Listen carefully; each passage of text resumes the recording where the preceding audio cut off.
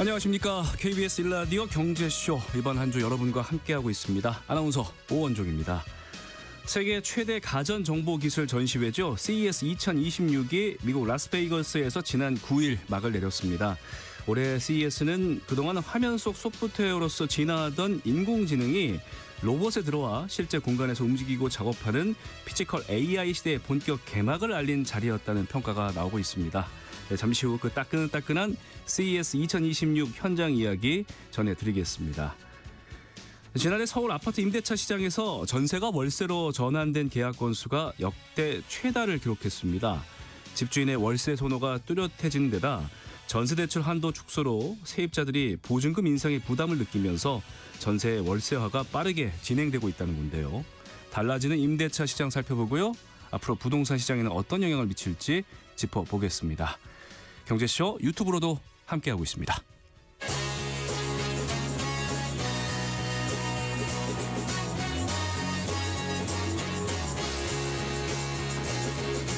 경제 시야를 넓혀드립니다.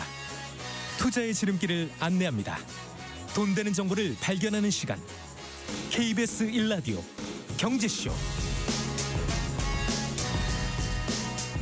먼저 오늘의 경제 뉴스 정리드립니다. 경제 뉴스 브리핑 손석우 경제평론가와 함께합니다. 안녕하십니까? 안녕하세요. 자, 코스피 언제까지 갈까요? 아주 기세가 대단합니다. 오늘도 네. 사상 최고가 행진이에요. 네, 확실히 이제 장중 흐름을 보면 투자 심리가 뜨겁다는 걸 확실히 알 수 있는 게 장중에 이제 한 오전 늦은 오전부터 이제 오후로 넘어가는 시간대쯤에 좀 눌려요, 상승세가. 이럴 때 이제 매도 물량이 나왔다는 얘기죠. 점심 먹고 파나 보죠. 그렇죠. 근데 이제 장 후반에 이 매도 물량을 다 소화해내요. 그러면서 이제 마지막에 꼬리를 위로 이제 들면서 이 추세선을 보면 네. 들면서 마치거든요. 이거 확실히 투자 심리가 매수세가 강하다라는 걸 보여주는 거고, 종가 오늘 코스피가 많이 올랐습니다. 1.47% 상승해서 4,692.64. 이제 4,700포인트도 딱 눈앞에 있습니다. 제 기억에 작년 이맘때 2,000대였던 걸로 기억하고 있는데 네, 와 그렇죠. 대단하네요. 네. 코스닥은 소폭 하락했습니다. 0.09% 하락한 948.98을 기록을 했습니다. 지금 수급 흐름을 보면은 오늘 코스피에서 장 초반에는 이제 외국인은 계속 요즘 매도를 하고 있고, 네. 개인과 기관이 매수를 했다가 장중에 개인마저 이제 매도로 돌아섰는데 기관이 이걸 오늘 다 받아내는 모양새였고요. 시장이 연일 뜨겁긴 뜨거운데 좀 분위기는 바뀌었다고 보는 게 네. 오늘 반도체 투톱이 밀렸어요. 네, 그동안 많이 올랐으니까요. 네, 예. 삼성전자, 하이닉스가 오늘 밀리는 가운데서도 오늘 코스피가 큰 폭으로 상승세를 이뤄냈다는 거는 시사하는 바가 전 있다고 봅니다. 일단 네. 반도체 쏠림이 좀 완화됐고 매수세가 반도체만 몰리는 게 아니라 비반도체 섹터로도 고루 퍼지고 있다라는 신호로도 볼 수 있죠. 어찌 보면 그간 많이 올랐던 거를 좀 차익 실현을 하고 다른 쪽으로 갔다고 그렇죠. 볼 수도 있는 일종의 거죠. 순환매 성격으로 나타나고 있다고도 볼 수 있고, 오늘 또 그걸 볼 수 있는 게 상승 종목이 449개, 하락 종목보다 조금 더 많았습니다. 이런 흐름들이 보여지고 있다는 거고, 저는 이제 이거는 반도체만 샀던 시장에서 이제는 좀 코스피를 사는 시장으로 좋게 표현하자면 업그레이드 네. 할 조짐으로 보인다라는 거고, 오늘 단일 종목으로 보면 오늘 주인공은 현대자동차, 현대자동차 그룹주들이었습니다. 현대자동차가 오늘 사상 처음으로 40만 원대를 돌파해냈고요. 10% 이상 급등세 네. 보였습니다. 시총은 80조 원을 넘어섰고요. 뭐 이뿐만 아니라 현대모비스, 현대위아, 오토에버, 글로비스, 현대차 그룹 전반이 오늘 급등세를 보이면서 오늘 시장을 견인했다, 이렇게 보면 되겠습니다. 네. 이렇게 증시가 연일 사상 최고치를 경신하고 있는 가운데서 한국거래소가 오는 6월부터 거래 시간을 12시간으로 확대를 한다죠? 네. 이제 현재 한국거래소는 이제 코스피 코스닥 정규장 거래 시간만 보면 네. 6시간 30분이죠. 오전 9시에 개장해서 오후 3시 반까지 딱 마감을 하고. 근데 이제 여기에 6월부터는 정규장 거래 열리기 전에, 그러니까 네. 프리마켓이 7시부터 8시까지, 또 정규장 거래를 마치고 난 애프터마켓 오후 4시부터 8시까지가 또 개설이 됩니다. 그럼 미국 시장 분위기랑 비슷해지겠네요. 그렇죠. 예. 네, 점점 확대되는 거고, 여기 외에 이제 그 개장 전 시간의 종가 매매, 그다음에 장 종료 이후 시간 외 종가 매매 네. 그대로 유지가 돼서 전체를 합쳐보면 이제 12시간 거래 체제가 올해 중순부터 만들어진다. 이렇게 보시면 되겠습니다. 어찌 보면 한국거래소 시간하고 이제 넥스트레이드, NS장하고 이제 비슷해지는 거네요. 이제 더 장마감 후 거래는 본격적인 경쟁에 뛰어들게 되는 거죠. 그렇군요. 네. 자, 우리나라 원화의 평가 절하 폭이 주요국들 가운데 가장 높은 수준으로 나타났습니다. 네, 그렇습니다. 대외경제정책연구원이 펴낸 이제 최근 환율 추세에 대한 분석과 시사점이란 보고서를 보면요. 일단 원달러 환율이 2021년을 기점으로 해서 구조적으로 오르는 흐름을 보였다.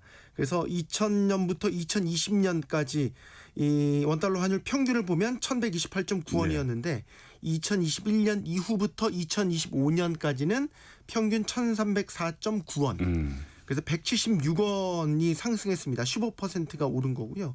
변동성도 이제 확대가 되면서 환율이 이제 하루에 10원 이상 변동됐던 일수 비중을 따져보니까 네. 2010년부터 2019년까지는 6.46%에 그쳤는데 이게 2021년 이후에는 11.63%, 1.8배 증가하는 모습을 보였습니다. 이 같은 환율 상승에 따른 이제 원화 가치 하락 추세는 다른 통화와 비교를 해도 속도가 좀 가팔랐다라는 점. 2024년 이후 원화의 누적 환율 변동률을 보면 10.64%. 그래서 네. 다른 선진국 통화나 신흥국 통화나 우리와 비슷한 아시아 국가 통화와 변동률을 비교해봐도 크게 웃도는 모습을 보였고요. 요걸 이제 2020년 이후로 확대를 하면 원달러 환율은 이제 누적 기준으로 25.7%가 올라서 주요 21개국 통화 중에서 일본, 브라질, 인도에 이어서 네 번째로 높은 수준이었습니다. 어찌 보면 코로나 시국 이후로 굉장히 변동성이 커졌다는 건데 네, 그렇죠. 돈이 우리나라가 많이 풀렸다는 얘기인가요? 그러면? 네, 그런 면이 분명히 있고요. 이제 대외적으로 보면 우리가 채무국에서 순대외 채권국으로 바뀌었잖아요. 예. 그러니까 우리나라에서 달러 같은 자산에 투자하는 이런 수요가 많아졌다라는 것으로 보고. 그러니까 우리 국민이 달러와 자산을 많이 갖고 있다는 얘기도 되겠네요. 네, 예, 그렇죠. 예. 이걸 이제 나쁘게만은 볼 건 아닌데 일시적으로 달러의 수급이라는 측면에서 보면 공급 대비 수급의 균형이 지금 깨졌기 때문에 네. 일시적으로 쏠림 현상이 더 나타나고 있는 거고 연구원이 또 내놓은 분석 중에 흥미로운 거는 이런 환율이 앞으로 더 오를 거야라는 이제 기대 확산이 네. 수급 쏠림을 더 증폭시킨다. 요걸 이제 자기 강화적 메커니즘이다 이렇게 예. 표현을 했더라고요. 이런 분석도 내놨기 때문에 지금 외환 당국이 단기적으로 보면 이런 기대감을 좀 안정시키는 조치가 필요하다 이런 조언도 했고요. 참고로 오늘 환율 더 올랐습니다. 예. 전 거래일보다 5.3원이 오른 1473.3원에 마감을 해서요. 지금 새해 들어서 코스피랑 똑같이 오르는데 8거래일 연속 오르면서 지금 가파른 상승세가 꺾이지 않고 있다라는 점. 중요한 거는 작년 말 고점이 1480원대에 근접했다는 네. 점. 비상 모드로 돌입한 상태입니다. 그래서인가요? 뭐 요즘 우리 수출 기업들 실적 좋아지고 있잖아요. 네. 그러다 보니 이제 수출 기업들이 보유하고 있는 달러화 이 얘기 많이 나오고 있는데 네. 관세청이 이 전방위 단속에 나선다면서요. 예, 그렇죠. 이제 환율이 이렇게 일시적으로 오르는 게 기업들이 벌어들인 달러를 환전하지 않고 시장에 풀지 않고 묶어두고 있다. 이런 지적도 외환 당국이 했었죠. 관세청이 지금 수출 기업들 단속에 나서는 거는 이런 지금의 이런 고환율 흐름을 악용을 해서 일부러 수출입 대금 지급이나 수령 시점을 조정하거나 해외로 재산을 빼돌려서 부당이득을 노리는 이런 움직임을 차단하겠다. 라는 겁니다. 그래서 관세청은 이제 세관에 신고된 수출입 금액과 은행을 통해서 지급 수령된 무역 대금 간의 차이가 큰 기업들을 추렸습니다. 1138개 기업을 상대로 외환 검사에 나선다고 밝혔고요. 여기에 이제 따라 검사를 해봐서 소명이 부족하거나 범죄 혐의가 의심이 되면 수사로 전환하겠다. 이런 방침도 밝혔습니다. 관세청이 작년 1월부터 11월까지 무역 대금과 세관 신고 금액 간 차이가 최근 5년 중에 최대치 2,900억 달러에 달했다라는 점 등을 고려해서 상시 점검이 필요하다는 입장이고요.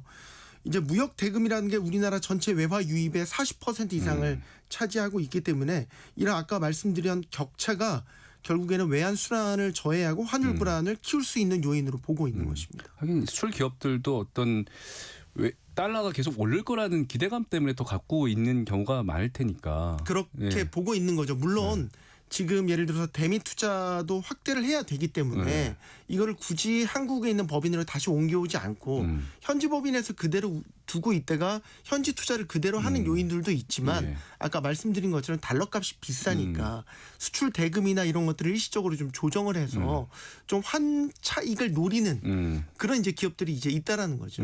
요게 이제 법에 허용한 선을 넘어갈 경우에는 관세 단속을 책임에 하겠다. 단속에 나서겠다라는 거죠. 알겠습니다.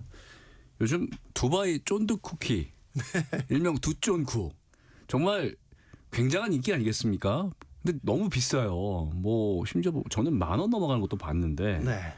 그러다 보니까 이제 디저트 가격 전반 이 어떤 물가에 또 부담을 주는 게 사실 아니겠습니까? 네, 맞습니다. 10,000원이면 국밥 한 그릇이잖아요. 예. 버거 세트도 꽤 비싼 버거 세트 먹을 수 있는. 10,000원이면 저희 회사 앞에서 순댓국 먹을 수 있어요. 이게 두쫀쿠 한 알의 네. 가격이 지금 이렇다라는 거거든요. 뭐 칼로리가 비슷해서 그런가? 뭐 그럴 순댓국하고. 수도 있는데 일단은 가격이 비싼 거는 네. 원재료 가격이 많이 올랐기 때문이다라는 거죠. 두쫀쿠라는 게 이제 그 카다이프라고 그 튀르키예식 얇은 면을 튀겨서 이제 바스타한 식감을 예. 만들고 부셔가지고 피스타치오랑 이제 섞어가지고 요거를 이제 마시멜로우로 이제 감싼 이제 우리나라 셰프가 만들어서 이제 화제가 됐죠. 네. 요런 디저트인데 이게 두바이는 없습니다. 참고로. 아. 근데 이제 이 주재료인 피스타치오 가격 같은 경우는 지금 1kg 가격이 45,000원 수준에서 10만 원 안팎으로 지금 2배 이상 와. 뛰었다고 하고요. 카다이프 같은 경우는 아예 품기 잘 들어오지도 않는데요. 못 구한대요. 그리고 국내에서 이게 두점쿠 열풍이 여기에도 영향을 미친 거라고 볼 수 그렇죠. 있겠네요. 네, 그렇죠. 그리고 이제 그 카다이프 만드는 과정도 되게 다 일일이 숫작업을 해야 되는. 영상 봤더니 진짜 품이 많이 들더라고요. 네. 그러니까 이제 인건비도 많이 들어간다. 그러니까 이 두쫑쿠의 단가가 비싼 이유가 이제 이런데 기인한다라는 건데, 그럼 요것만 가지고 비싼 거냐? 이제 그런 건 아니고, 쉽게 말해서 이제 워낙 폭발적인 인기를 얻다 보니까 이제 요런 유행을 등에 업은 프리미엄 가격이 또 붙었다라는 분석도 나오는 거죠. 우리 국민들이 뭔가 유행이 편성하는 게 빠르잖아요. 굉장히 빠르죠. 네. 특히 이제 예를 들면 연예인 같은 유명 인플루언서가 먹은 시식하는 이런 모습들이 이제 SNS를 타고 급속도로 확산되면서 나도 한번 먹어볼래.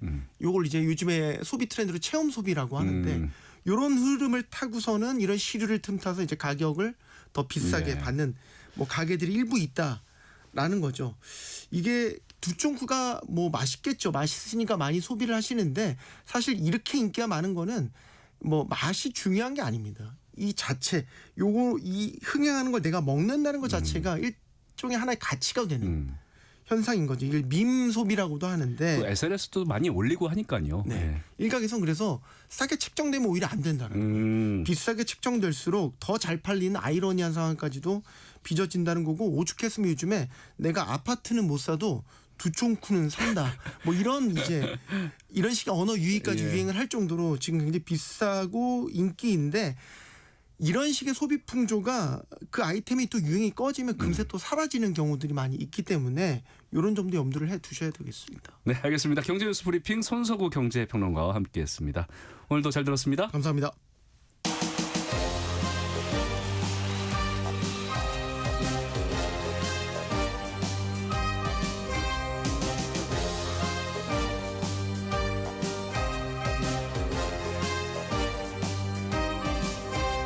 경제를 알아야 세상이 읽힙니다. 투자를 알아야 돈이 보입니다. KBS 1라디오 경제쇼. 네, 딱 1년 전이었죠. CES에서 젠슨 황 엔비디아 최고 경영자가 기자연설에서 로봇을 위한 챗 GPT의 순간이 다가오고 있다 이러면서 피지컬 AI에 대한 화두를 던진 바가 있습니다. 자, 1년 만에 마치 예언처럼 올해 라스베가스에서 열린 CES 2026에서는 치열한 로봇 장이 열렸습니다. 그중에서도 현대차 그룹의 아틀라스가 베스트 로봇상을 수상했고요. 참 그 뜨거웠던 현장 직접 전해 들어보죠. 세컨드 브레인 연구소의 이인복 대표와 함께합니다. 대표님 안녕하십니까? 네, 안녕하세요. 지난 9일 막을 내렸죠. CES 2026. 네, 금요일에 내렸습니다. 네, 매년 CES 참가하셨다고요? 매년은 아니고요. 예. 이제 시기가 있을 때마다 가고 있기는 한데 네. 작년에 이제 가면서 느꼈던 것 중에 하나가 확실하게 이제 쇼에서 현실로 좀 돌아오기 시작했구나. 아. 그걸 느꼈고 이제 올해는 바로 이어서 갔고 아마 네. 내년까지 좀 이어서 가게 될 것 같아요. 아, 그럼 요즘 분위기는 CES에 보였던 것들이 바로바로 또 현장에 투입되는 그런 느낌이라고 볼 수 있는 건가요? 그렇죠. 원래 CES라는 게 우리가 이제 착각하면 안 되는 것 중에 하나가 예. 맨 마지막에 쇼라고 붙어요. 예. 그래서 많은 기업들이 진짜 실물이 아니라 우리가 이런 걸 할 거야. 아, 계획. 라는 비전을 보여주는 쇼다 보니까 현혹되죠. 그래서 과거에는 그냥 그 이야기만 해도 됐었는데 많은 사람들이 갔다 와서 그래서 언제 나오는데 점점 구체화가 돼요. 그래서 AI도 2년 3년 전부터 계속 나왔던 이야기에서 점점점 이제는 현실화된 게 좀 전에 말씀하셨던 피지컬 AI라고 하는 분야가 나오기 시작했다라고 보시면 될 것 같아요. 딱 1년 전에 젠슨 왕 CEO가 그 얘기를 했어요. 피지컬 그렇죠. AI의 어떤 그 화두를 던진 건데 네, 맞아요. 너무 빨리 돌아와서 그러니까 지금 바로 피지컬 AI가 현실로 들어올 것만 같은 분위기입니다. 그렇죠. 작년에 CES에서 오랜만에 무대에서 마이크를 잡았었던 네. 젠슨 왕이 했던 말이 화두가 좀 됐어요. 그때 정확하게 뭐라 그랬냐면 그 챗 GPT 모멘트가 제너럴 로보틱스에서도 코너를 돌았다는 얘기를 해요. 이제 코너를 돈 것 같다. 그 얘기는 GPT 모멘트라는 게 GPT가 나오고 세상이 뒤집어졌잖아요. 과거로 못 돌아갑니다. 근데 로보틱스에서 코너를 돌았다? 코너를 완전히 돌았고 지난 1년 사이에 전력 질주한 것 같습니다. 그 결과가 이제 올해 1월 달에 좀 펼쳐졌었죠. 와, 너무 빨라서 이거 어떻게 빠릅니다. 따라가야 되는지 그러다 보니 그 이번 현대차가 선보인 그 뉴 아틀라스, 네, 아틀라스. 그 보스턴 다이나믹스에서 만든 거잖아요. 네네. 그러다 보니까 더 많이 주목을 받지 않았습니까? 전반적으로 한국 기업들이 더 눈에 띄었고요. 그렇죠.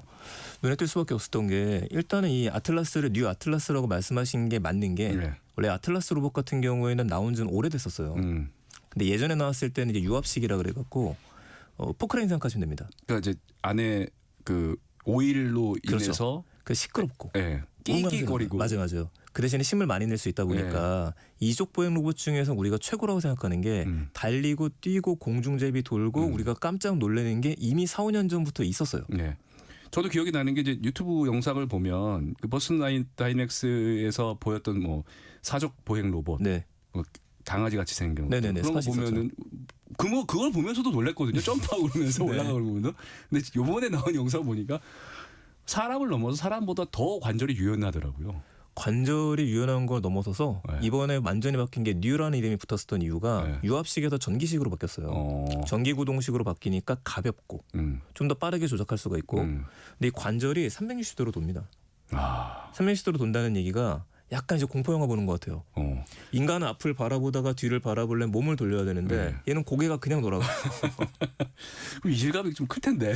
이질감은 큰데 동선면에서는 편해지는 겁니다. 아, 하긴 아틀라스는 어떻게 보면 산업용 로봇으로 갈 가능성이 높으니까. 그렇죠. 완전히 포커스가 바뀌어서 예전엔 연구용이었었다가 이제는 돈이 되기 시작해야 되고 어디 써야 돼? 이 해답에 들어가려면 산업용이 돼야 돼요.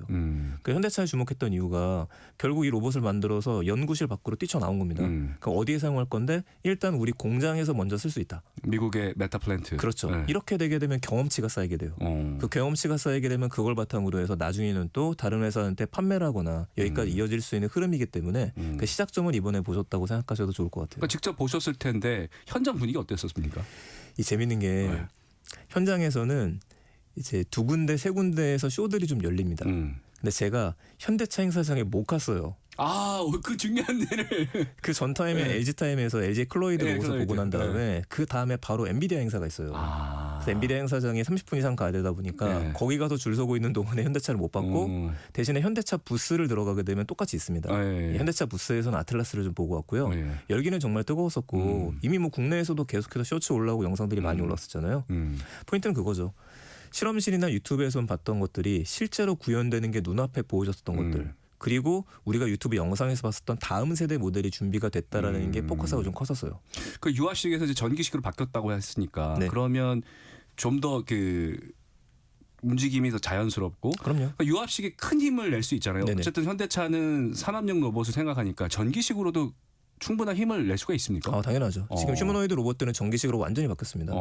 그럴 수밖에 없는 게 그 연구를 할 때에는 폭발적인 힘을 내야 되고 얼마나 많은 무게를 들 수 있는지 테스트잖아요. 근데 우리가 산업 현장에서는 인간을 도와서 옆에서 일을 하면 되기 때문에 정확하게 규격을 맞춰서 일을 잘 하게 되면 돼요. 무엇보다도 전기식은 충전이 되기 때문에 우리가 그걸 다크팩토리에도 이야기를 하는데 네네. 인간이 배터리를 갈아 껴주지 않아도 자기가 얘가 알아서 그렇죠. 로봇 청소기처럼 아. 가서 충전을 하든지. 근데 하나 바뀐 건 요즘에 그 이번에 아틀라스 그걸 착용을 했는데 네. 채택을 했는데 배터리가 떨어지면 가서 배터리 팩을 교체해서 넣는 거죠. 이러면 인간이 교체해주지 않아도 이론상으로는 24시간 동안 돌아다닐 수 있기 때문에 현재 휴머노이드 산업용은 그쪽으로 가고 있어요. 진짜 조만간 뭐 계획으로는 2028년 그런 네네. 얘기 나오고 있던데 곧 보여질 수 있겠네요. 그래야 됩니다 지금. 네, 이유가 중국 때문에 그러는데 네. 중국은 이미 밝혀진 게 그렇게 많지는 않잖아요. 근데 현장에서는 로봇들이 많이 쓰이고 있고. 이번 중국 기업들이 미국에서 두 번째로 많이 참가를 했다고 하던데 CS. 그럼요. CS 많이 참가합니다. 특히 이제 큰 기업들만이 아니라 작은 기업들도 참가를 하는데 네. 산업용 로봇들은 중국이 스피드가 빠를 수밖에 없어요. 현장에 적용되는 것도 그렇게 되어져 있고. 네. 그래서 이제 현대차뿐만 아니라 뭐 미국에는 디짓이라고 하는 회사 로봇도 있고 수많은 로봇들이 빨리 산업용으로 태세 변환을 하고 난 다음에 들어오고 있는 상황이에요. 그 현장에서 이제 중국 로봇들도 보셨을 텐데 중국 많이 봤습니다. 네, 중국 로봇들은 어땠습니까? 너무 많아요. 일단 너무 많아요. 이제 물량 공세예요? 네, 너무 많아요. 지금 정확히 말씀하면 물량 공세입니다. 물량 공세고 현재로서는 보여줬던 거는 엔터테인먼트에 좀 초점을 맞춰서 보여줬어요. 무대에서는 그냥 각각의 부스에서 좀 재밌던 로봇이 그 리어랜드라고 하는 회사가 있었었는데 여기는 두 대의 로봇이 서로 마주 앉아갖고 피아노를 쳐요. 이 피아노 치는 게 그럴 수도 있지가 아닌 게 로봇의 제일 중요한 동작 중에 하나가 손이거든요. 그렇죠. 세심한 그렇죠. 동작들. 이거를 보여주는 겁니다. 이거 세심하게 보여주는 거 보여줄 수 있었고 또 이제 부스터 로보틱스라는 곳이 있었는데 여기는 1m 이하의 소형 로봇들을 만들었어요. 그렇다면 이거는 이제 가정으로 들어올 수 있는 로봇들이거든요. 그렇죠. 그래서 한 로봇은 옆에서 라스베가스니까 마이클 잭슨 노래에 맞춰서 춤을 추고 나머지 20대 로봇은 구경을 하면서 손을 흔들어 환호를 합니다. 이런 것들을 이제 쇼로 보여줬죠. 근데 제일 크고 화려했던 건 뭐였냐면 이제 우리나라에서도 알려져 있는 로봇 회사인데 그 CES 전시장에 복싱 링이 하나 만들어졌어요.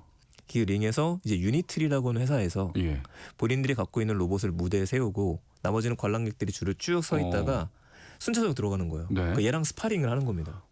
똑같이 복싱 기어로 쓰고. 갑자기 그 얘기 들으니까 예전에 영화 리얼 스트리 생각이 나네요. 그렇죠. 그건 사람이 조종했었죠. 이번엔 사람 대 로봇이 싸우는. 근데 이제 위협적이지 않은 게 이런 로봇들을 만들 때 휴머노이드를 인간보다 크게 안 만들어요. 그 위협적이라서 좀 작게 만들어요.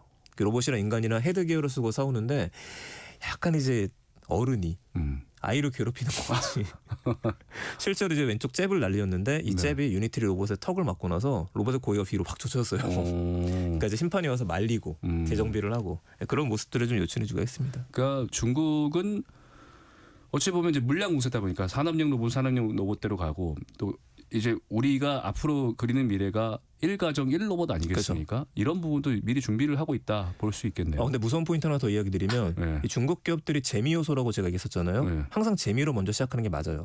그리고 산업용으로 들어가는 거니까. 산업용 없는 거 아닙니다. 그 여기서 하나의 포커스는 이 대부분의 중국의 작은 기업들이 나왔어요.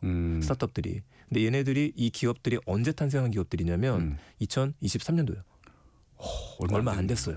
그런데 그렇게 발전 속도가 빠르다. 2022년 말이 GPT 모멘트이기 때문에 그때 이후부터 중국 정부의 지원을 받아갖고 스타트업들이 양성돼서 나오기 시작했다고 보시면 됩니다. 저 관련해서 청취자 노초희 님이 그 로봇이 총을 들고 언젠가 전쟁에 쓰일까 봐 너무 무섭습니다. 그럼요. CS에 뭐 방산 관련 제품은 안 나왔을 텐데. 그렇죠. 근데 산업용 로봇이 이게 방산으로 가면은 바로 이런 전투 로봇이 될 수도 있는 거잖아요. 정말 아쉽게도 모든 과학 기술이라든 이런 게 발전은 방산 쪽이 빼놓을 수가 없죠.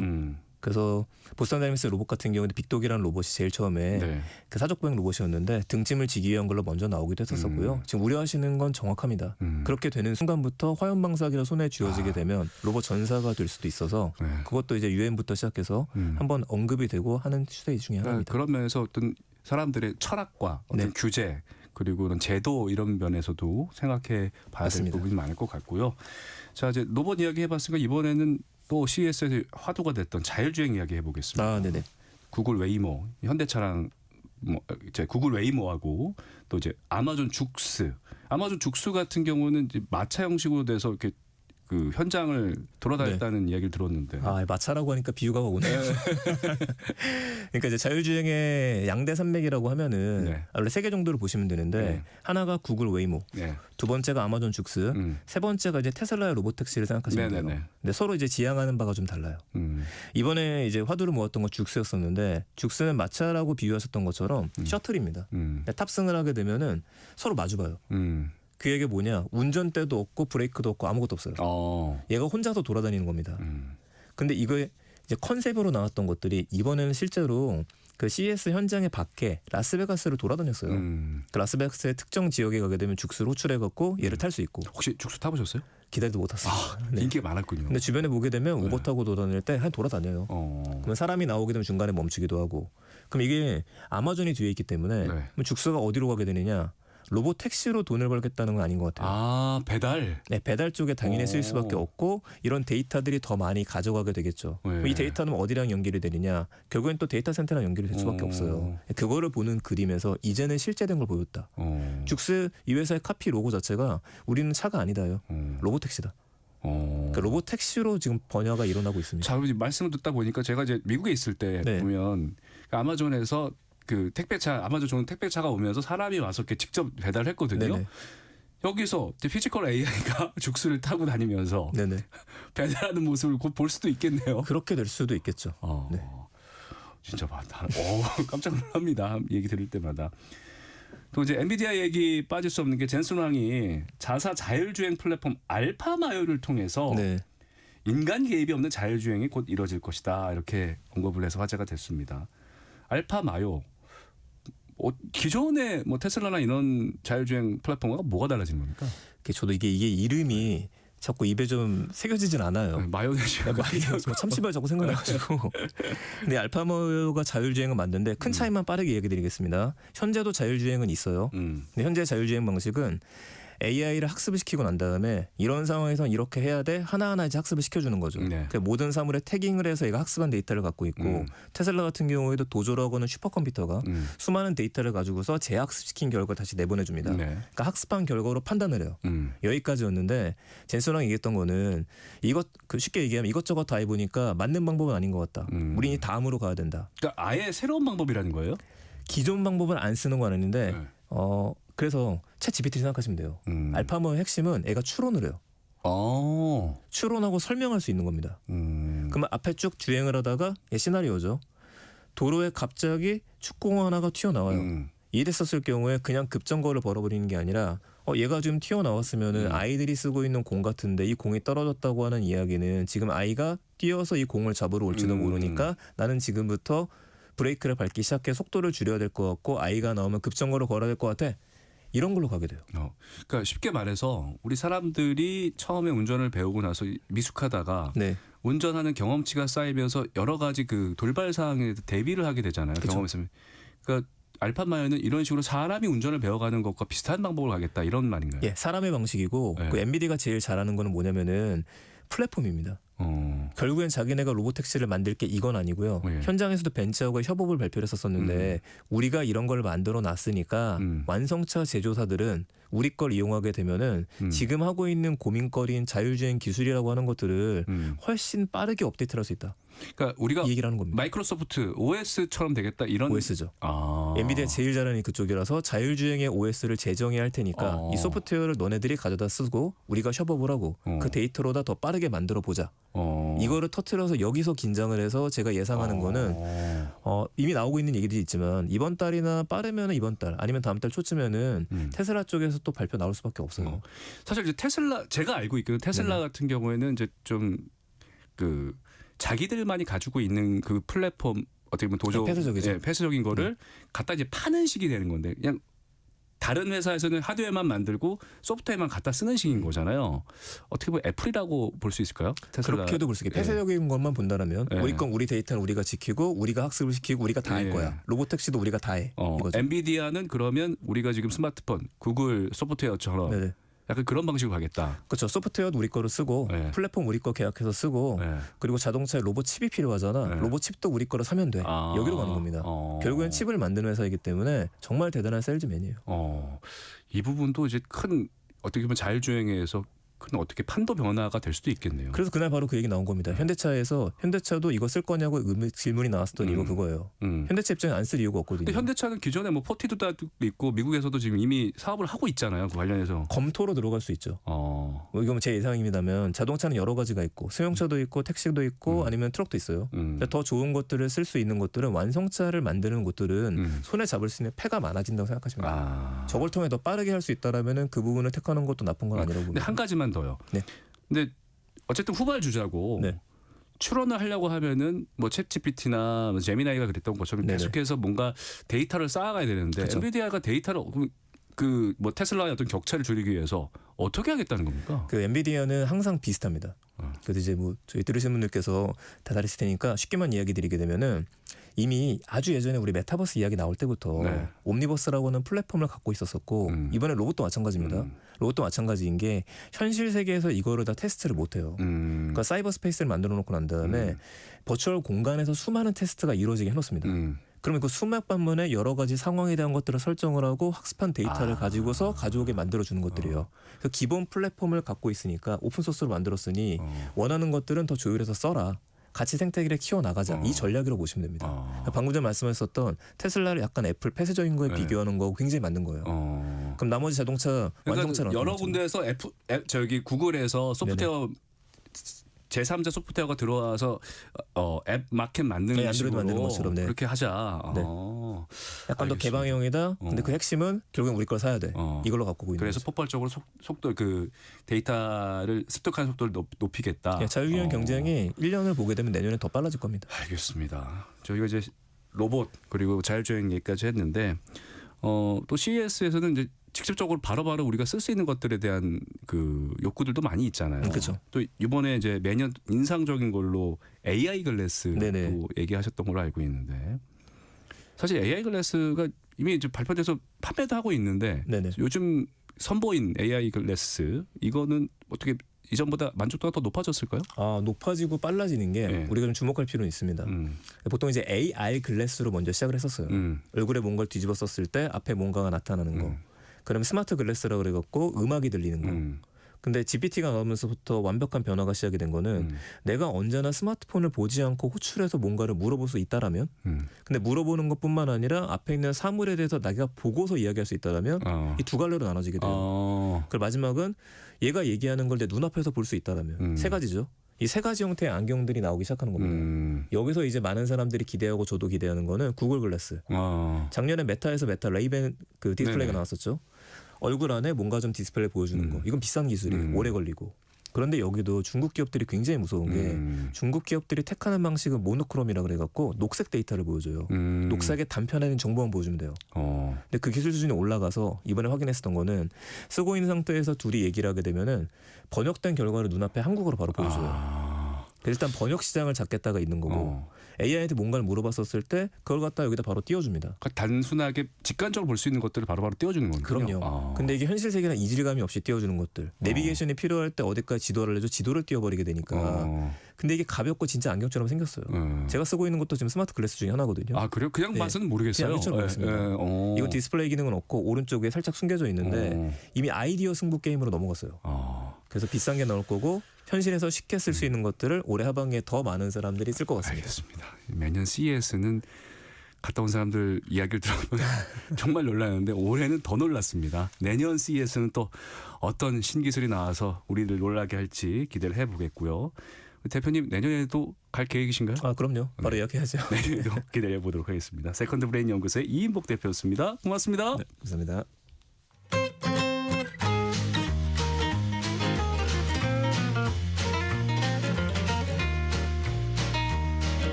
경제 맛집 투자 핫플. 지금은 돈 벌기 딱 좋은 시간. KBS 1라디오 경제쇼. 자, 이번 시간은 부동산 시장을 한 뼘 깊게 분석해보고 한 발 빠르게 전망해보는 부동산 투자 분석 시간입니다. 우리은행 함영진 부동산 리서치 랩장 자리했습니다. 안녕하십니까? 네, 안녕하세요. 자, 서울과 수도권 중심으로 요즘에 전세 매물이 시가 말랐다, 네. 품귀 현상이다라고 하던데요. 그러다 보니까 이제 매물들 그나마 나오는 매물들도 가격이 크게 오른 상태라고 합니다. 네네. 걱정이 많이 되실 것 같아요. 이제 또 신학기를 앞에 두고 있고 그러니까 네. 전체 시장 분위기 좀 전해주시죠. 네, 일단 뭐 한마디로 얘기하면 최근 수도권 전세 시장은 이제 매물은 감소하고 있고요. 또 말씀하신 대로 가격 부담은 과거보다는 좀 커지고 있는 상황이라고 할 수 있습니다. 일단 시장에 나오는 신규 전세 매물량이 굉장히 빠르게 줄고 있고요. 예. 뭐 서울과 수도권 내 신축 학군지 뭐 입지가 좋은 지역일수록 전세 구하기가 쉽지는 않은 상황입니다. 뭐 일단 한국부동산원 집계 기준으로도 서울 아파트 전세값이 지난해 3.68% 올랐거든요. 근데 그중에 송파, 강동, 광진구 이런 지역은 이제 5에서 8%씩도 올랐고요. 경기도에서는 과천, 안양, 하남, 수원, 영통 뭐 이런 지역들도 대표적으로 강남에 출퇴근하는 지역들이 굉장히 많죠. 그래서 7에서 8%가량 전세가격이 급등했습니다. 네. 사실 저희가 이제 몇 퍼센트 하면은 실질적인 체감이 어렵잖아요. 네. 실제 거래되는 아파트 기준으로 전세 가격 서울의 전세 가격 수준이 어느 정도 오른 거고 경기도도 네. 좀 살펴주시고요. 네, 맞습니다. 일단 뭐 아파트 실거래가 통계를 보면 서울의 그 호당 평균 전세 가격이 꾸준히 오르고 있는데요. 예.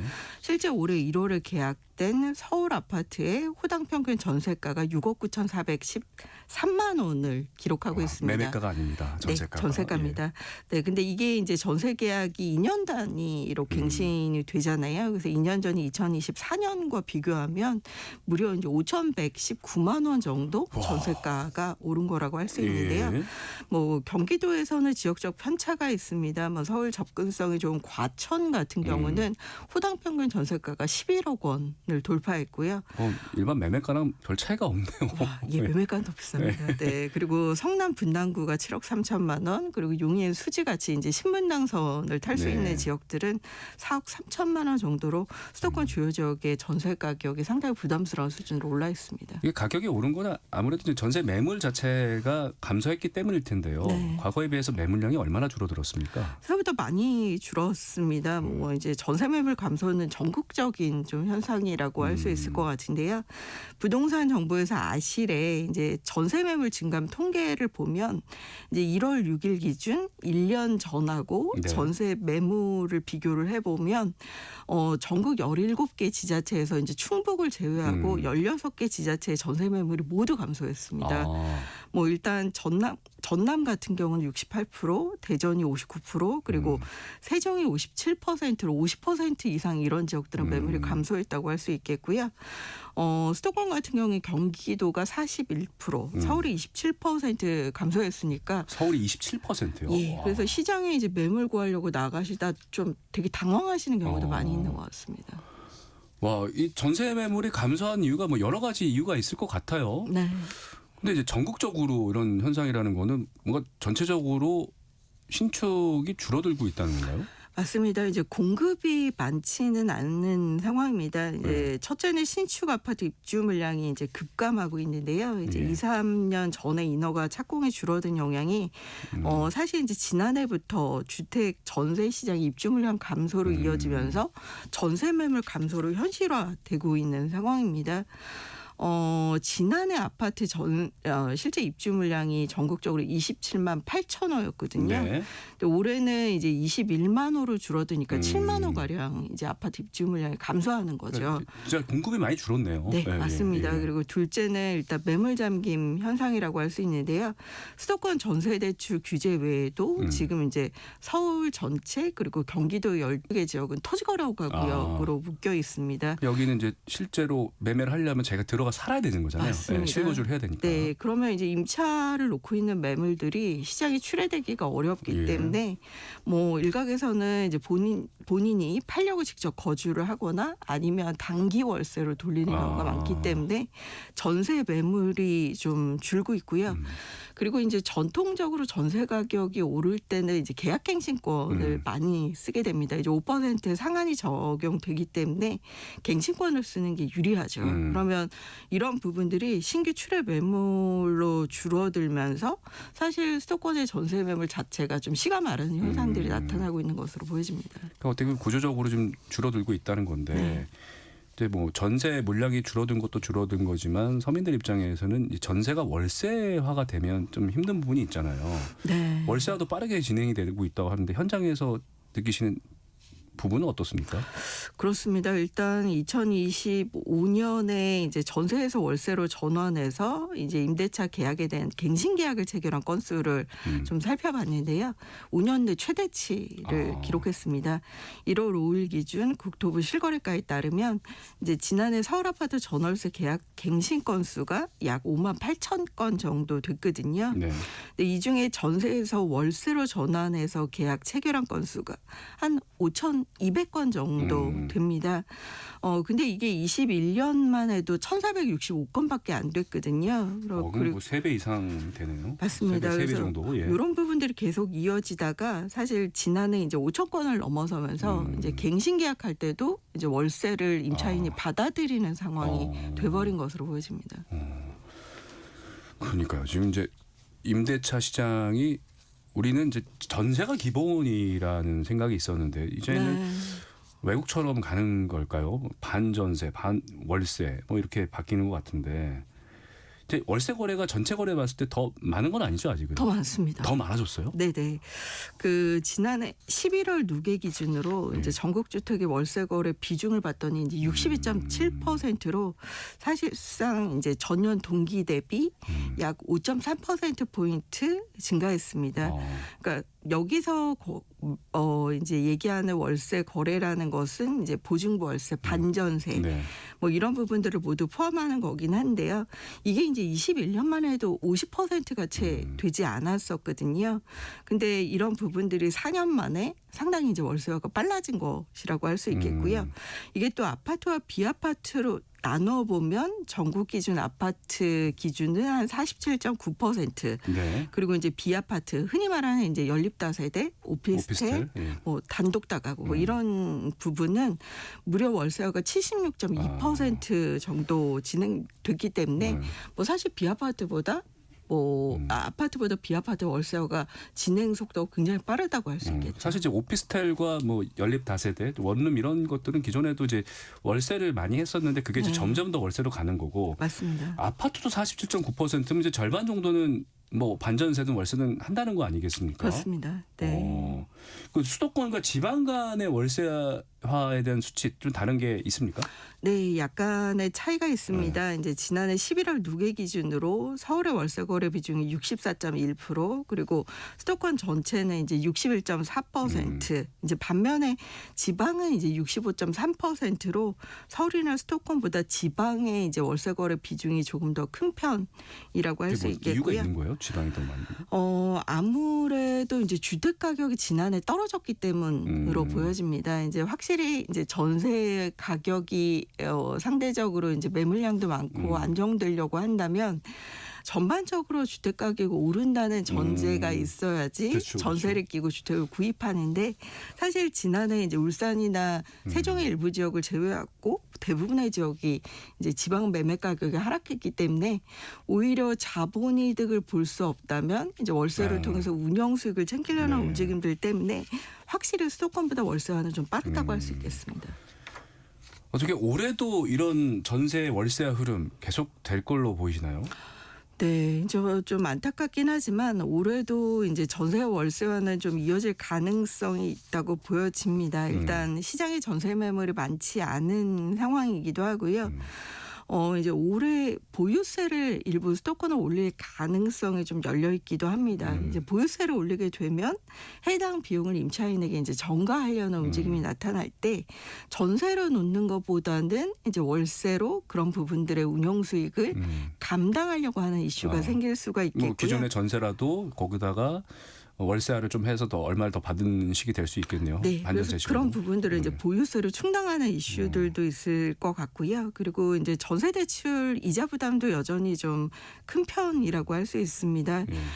그리고 이제 월세로 전환하면 사실 임차인의 입장에서는 소득에서 매월 나가는 비용들이 굉장히 부담이 돼서 주거비 체감이 좀 클 수밖에 없는데요. 뭐 이런 부분들이 수도권 그리고 지방의 일부 지역에서 좀 크게 나타나고 있는 것으로 그럼 보입니다. 실제로 지금 전월세 매물 나오는 것도 이제 월세 부분이 더 많이 있나 보네요. 그러면 기본적으로. 이런 부분들은 뭐 지역에 따라 다르긴 하지만 이제 네. 보증부 월세를 포함하면 거의 이제 비슷하다고 할 수 있겠고요. 네. 그렇군요. 자, 그리고 한국부동산원에 따르면은 지난해 11월까지 서울 아파트 월세가 3.29% 상승을 했다고 하고요. 2015년 통계 작성 이후 처음으로 연간 상승률이 3%를 넘긴 거라고 하던데 서울 주택 같은 경우는 월세 비용이 상당하겠네요. 그러면요. 네, 생각했던 것보다 이제 높다고 좀 생각하실 것 같은데요. 이제 지난해 서울 아파트 실제 거래된 월세 거래 가액대를 살펴보면 50만 원 이하가 이제 35% 비중이고요.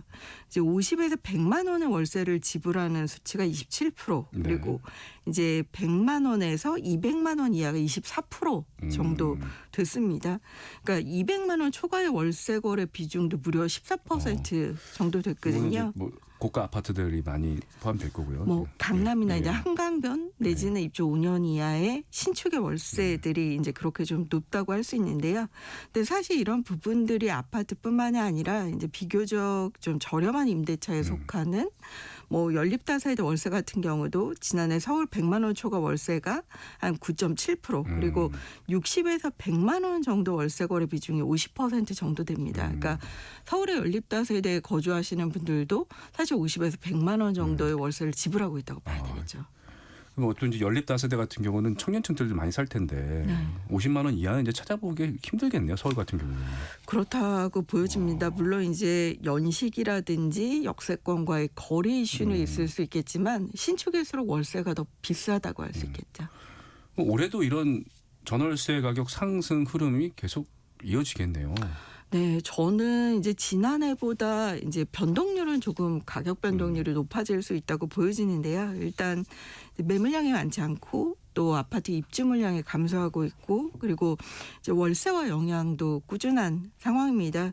올해 이제 가격 상승은 이제 지난해보다 매매 가격은 상승률이 좀 둔화된다든지 거래량이 줄어들 수는 있겠지만 이런 부분들이 결국에 집을 사지 않으면 임차에 머무는 수요가 증가할 수밖에 없기 그렇죠. 때문에 이제 뭐 어찌 보면 지난해 전세 가격이 하락했던 지방의 이제 지역 중에 세종, 울산, 부산 이런 지역들도 올해는 전세가 상승이 좀 나타날 수 있다고 보여지고요. 뭐 전세가 상승이나 물가 수준을 반영해서 당연히 전세 매물이 부족하면 월세와 관련된 이제 가격들 이런 부분들도 동반 상승할 수밖에 없다고 보여집니다. 그러다 보니까 이제 걱정이 되는 게 사실 이제 전월세 가격이 올라가서 매매가에 근접하게 되면 네. 임차인 입장에서는 이렇게 고생할 바에는 무리해서라도 집을 사지라는 생각을 할 수밖에 없잖아요. 네. 지금 어떻게 보면 수도권 토지거래 허가구역 지정하고 그러면서 좀 안정을 꾀하려고 하는데 이게 전월세 가격이 이렇게 올라가면 결국은 부동산이 다시 또 상승하는 게 아닐까라는 생각이 들거든요. 맞습니다. 일부는 이제 매매 가격을 좀 자극할 수 있을 것으로 보여지는데요. 이제 지난해 12월에 이제 10.15 대책으로 토지거래 허가구역을 지정한 이후에 주택의 서울 주택의 거래 비중을 보면 이제 9억 원 이하의 주택의 거래 비중이 늘었습니다. 그러니까 대출 2억 원에서 6억 원을 받아서 차라리 전세 매물도 부족하고 집을 사버리자는 움직임들이 일부 나타나면서 이제 서울 외곽이라고 할 수 있는 노도관, 금강구 이런 지역에 이제 9억 원 이하의 주택 거래가 일부 있었다고 보여지고요. 올해도 이런 현상들은 일부 발생될 수 있다고 보여집니다. 그 관계 당국에서 좀 주시를 해야 될 것 같고 네. 근데 임차인 입장에서는 이런 시장이 굉장히 불안하잖아요. 네. 그리고 또 계약 만료가 다가오는 분들은 어떻게 해야 되나 이미 뭐 청구권 연장 청구권까지 쓰신 분들은 또 이사를 해야 되는 상황일 때고 그렇죠. 이런 시장에서 임차인들은 어떤 전략을 가져가야 될까요? 일단 이제 이사가 불가피한 상황이라면 좀 아파트 입주 물량이 상대적으로 많은 지역을 좀 지켜보실 필요가 있는데요. 대표적으로 서울은 이제 올해 서초, 송파, 은평구 이런 지역이 단기적으로 면적 유형이라든지 이런 부분들에 세대수가 많은 물량의 입주를 하게 됩니다. 그리고 이제 경기도에서는 오산, 평택, 화성 그리고 의왕, 이천, 파주 이런 지역에 입주가 몰렸기 때문에 지금 대단지 아파트들이 나오고 있나요? 네, 맞습니다. 그래서 올해 연내 입주 물량이 좀 상대적으로 몰리는 지역들을 찾아보시는 방법도 있을 것 같고요. 사실 이제 월세 부담이 소득의 30%를 넘으면 굉장히 부담될 그렇죠. 수밖에 없거든요. 그렇기 때문에 뭐 교육이나 직장과의 거래를 고려할 때 이사를 뭐 쉽게 결정할 수 있는 것은 아니겠지만 지역을 좀 더 외곽으로 돌린다든지 아니면 아파트에서 이제 비아파트 상품으로 돌린다든지 내지는 일부 보증금 증액분을 월세로 돌리는 보증부 월세 같은 네. 부분들을 선택하는 것도 대안이 될 것으로 보여집니다.